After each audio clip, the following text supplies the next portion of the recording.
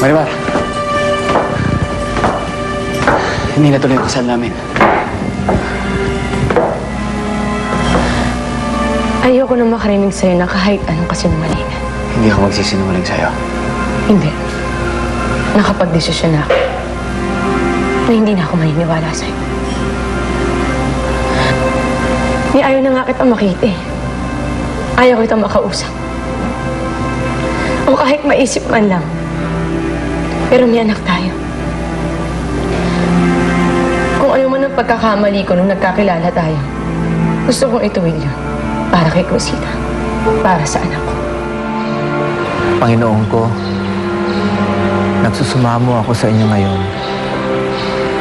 Nabigyan niyo sana ng panagdagan lakas si Marimar upang harapin ang lahat ng pagsubok na binibigay niyo sa kanya ngayon.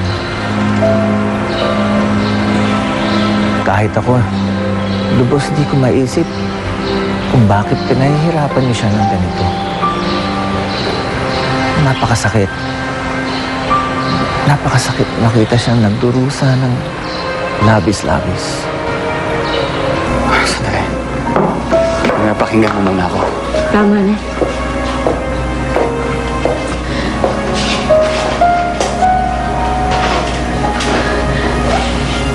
Ako yung nakikiusap sa'yo.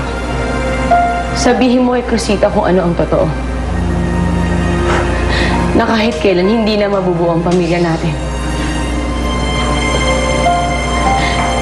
Dahil mas pinili mo pakasalan si Angelica. Dahil mahal mo siya. Na siya ang pinili mo makasama habang buhay. Ma'am, medyo gumagabi na po. Gusto niyo pauwiin ko na yung mga bisita ninyo? Pinangungunahan mo ba ako? Pasensya na po, ma'am.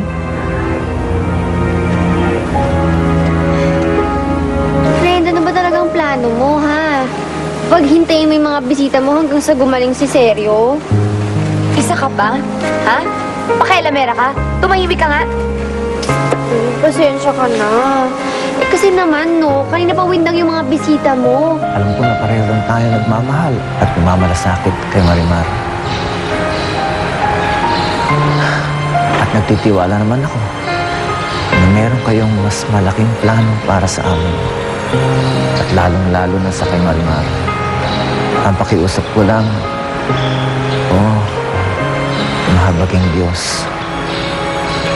Ibigyan mo siya ng tapang at lakas upang harapin ang lahat na nangyayari sa kanya ngayon.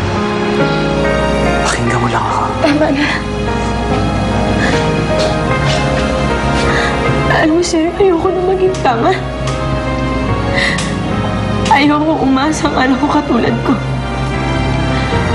Kaya kung may natitira pang totoo sa pagkatao mo, ibigay mo yung kay Cruzita. At least kahit pa paano alam niya kung anong nangyayari sa ating dalawa. Ano gusto mong gawin pa?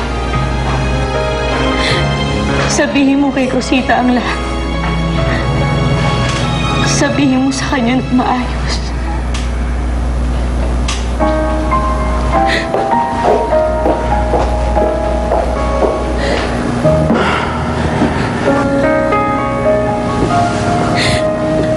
Anak,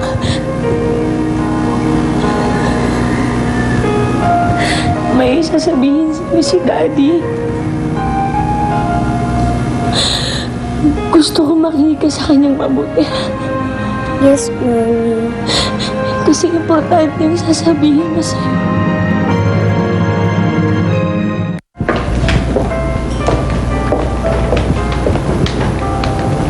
Daddy? Cruzita.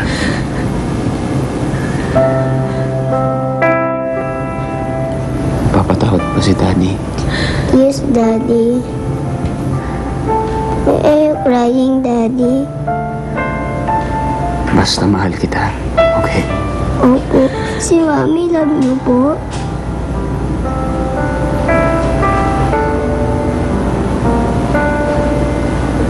I love Mommy.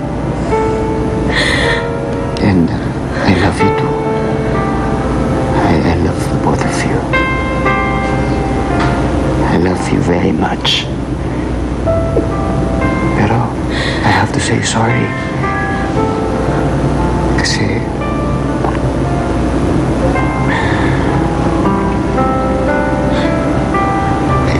hindi mo na kami kakasal ng mami mo.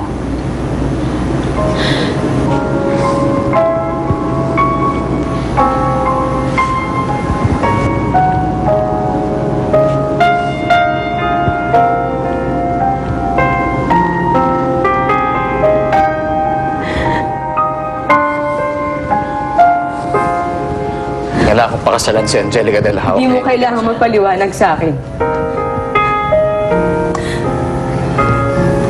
Kay Crucita ka magpaliwanag. Pero kung di mo kaya magpaliwanag sa kanya, paalam ka na.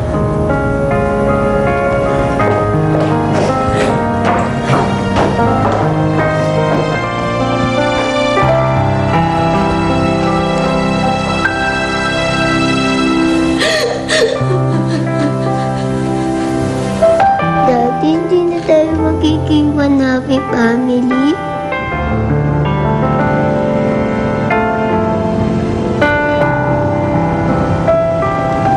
Don't say that. Everything will be alright. Okay? Daddy just has to fix some things. But everything will be alright.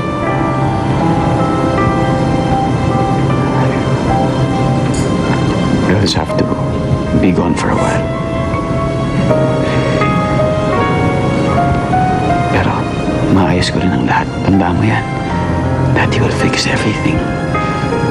Okay? I will always be your daddy. Okay?